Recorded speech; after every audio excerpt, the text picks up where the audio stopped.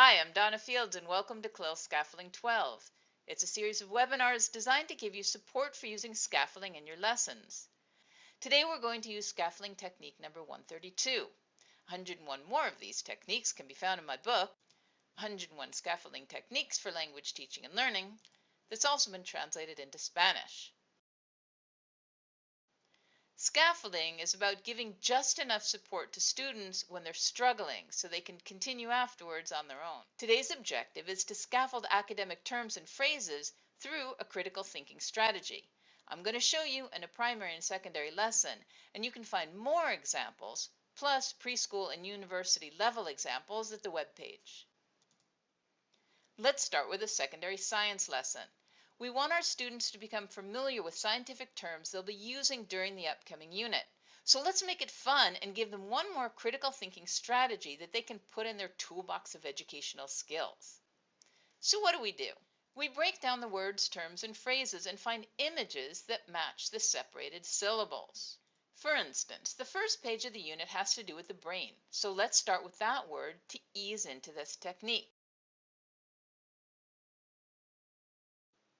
Now, brain is only one syllable, so let's stretch it out and make it at least two syllables so that we have more to work with. Brain. Well, now that it's broken into two syllables, it's easy. For the first part, let's put the image of a bee. For the second syllable, we'll put a cloud with rain. So now we have bee plus rain, brain. Kind of fun, huh? So now let's try it with a two-syllable word. Let's try cortex. If we break down this word, we see that when we say it slowly, it's cortex. So what images can we use to represent these two syllables?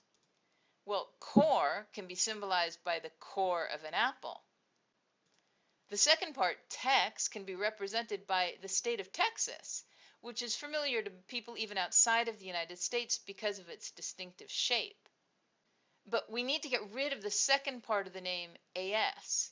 Well, that's easy. We just use the minus sign. And so now the finished hieroglyph is core plus tex minus AS, cortex.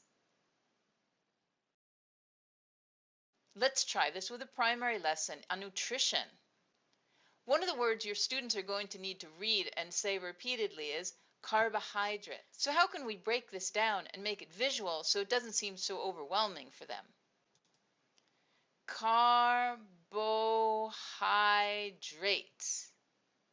Well, the first syllable is easy. We put the image of a car.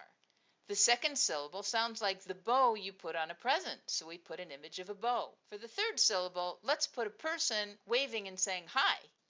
The last part of the word is a bit difficult, so we just use the letters themselves. If any of you have a better idea, please let me know.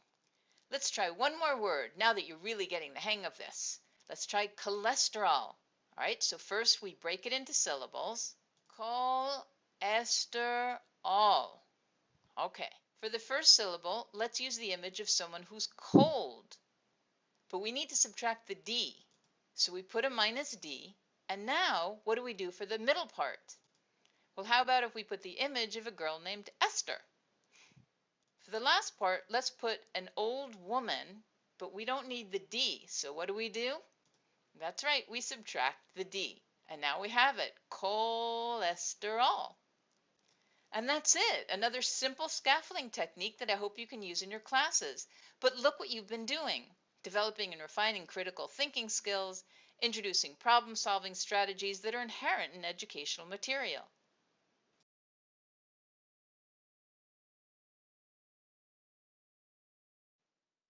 I look forward to any comments you may have. You can find me at scaffoldingmagic.com, and all you super teachers out there, have fun in your classes, and I look forward to seeing you next time. Bye!